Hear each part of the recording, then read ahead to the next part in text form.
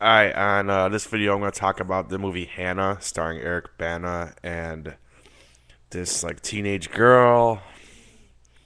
I'll try saying her name. I don't know how to say it. It's like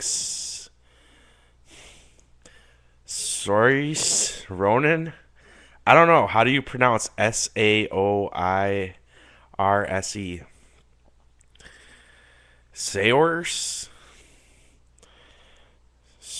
Saoirse?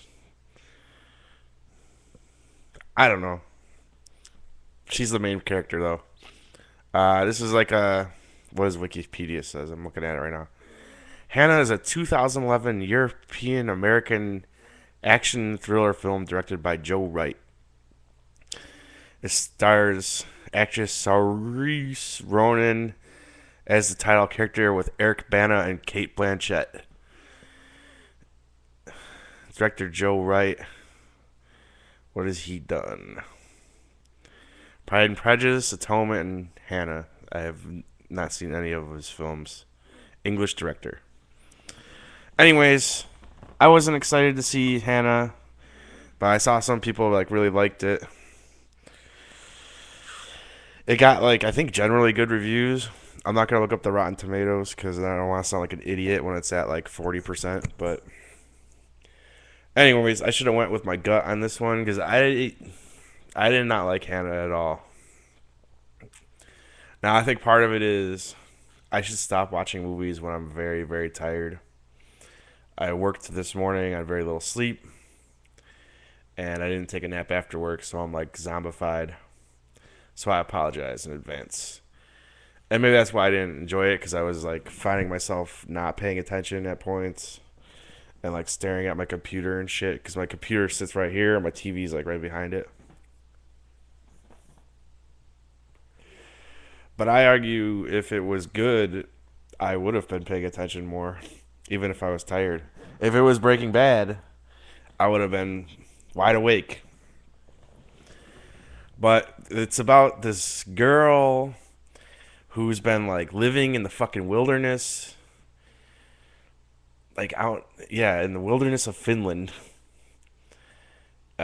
with her dad. We'll say Eric Bana.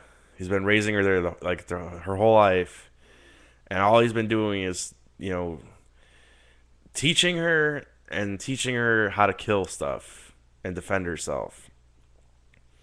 He's basically like molding her into an assassin who is like fluent in several languages and knows a lot of like you know textbook facts, but is kind of naive about the world, even though she knows all this stuff because she doesn't. All she's doing is killing fucking reindeers or whatever, and for some reason he tells her that there's this box, and when she flips the switch, this lady's gonna come looking for her, and she has to either kill the lady or the lady's gonna kill her. And when she's ready to do this, flip the switch if you want. And you're like, what the fuck? And it doesn't make much sense, but she does it. And then there's this CIA lady played by Kate Blanchett who comes trying to get her. And they capture her, and she breaks out of a facility, and then she's on the run again. And then she's like, meets up with this family, like befriends this other like teenage girl in like Morocco or something, and they're like this hippie fucking family that's like going all over Europe or some shit. And there's a long boring part of just her with them, and then like the chase stuff begins again, and then there's people killing each other, and then it's over. And this movie does what most of my writing teachers would call it's false suspense. It's a bad writing technique or suspense technique, which is hold on. Gotta wake up. It creates suspense by withholding essential information. And what do I mean by that is it wants to make a big twist out of like why these people are pursuing this girl and why Eric Banner was raising her in the wilderness and everything. But that's kind of things you have to know to go on, to care, to have any fucking clue what's going on for most of it. Now they give you like a little glimpse early on of something happening in the past, and you like kind of clues you in as to why. But it's just I don't like that. I've learned not to write like that, and it's cheap. Good suspense is when you know more than the characters, not less than them. Okay? Because when you know less than the characters, you feel like the writer's fucking with you. When you know more than the characters, you have all the information. You feel like the writer's being straight up with you, and the suspense comes out of, well, knowing that this person is going to do this and this person's going to do this. What's going to happen next? Or knowing all the facts, what is going to happen next? Oh no. This goes the alternate route. But yeah, like to further explain good suspense, I think Alfred Hitchcock described it as there's people like sitting at a dinner table and there's a bomb underneath the table that's about to go off. You know it, but the characters don't. Or something like that. If I totally butchered what he said, but whatever. This movie does the opposite, where Kate Blanchett knows what's going on. Eric Bana knows what's going on. Hannah doesn't know what the fuck's going on. I guess then we're in her shoes, but then it's stupid that Eric Bana wouldn't let her know what's going on. So I don't like it because of that. It also drags like fuck for like the first hour.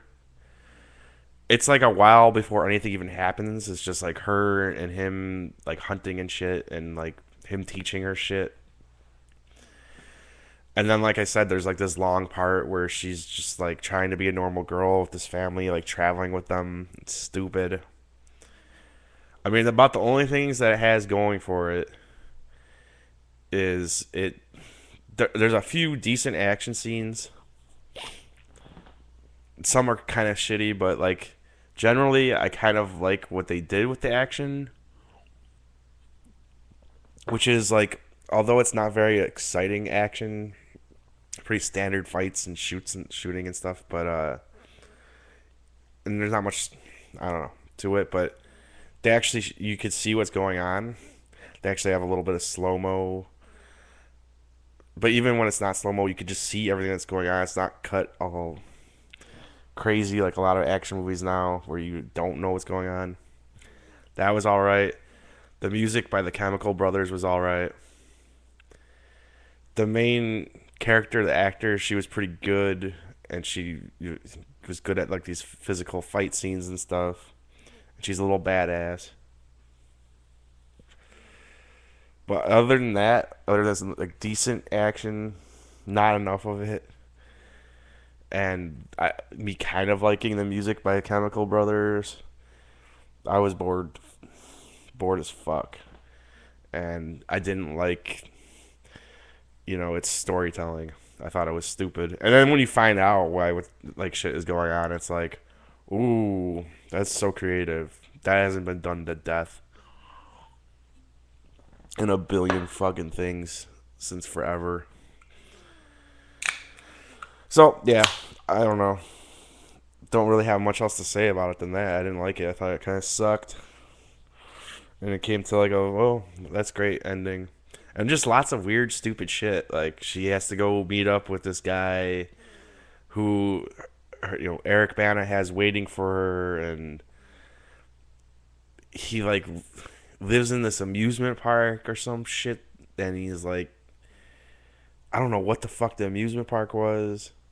I think it was based on like Grim Fairy Tales. I don't know, dude.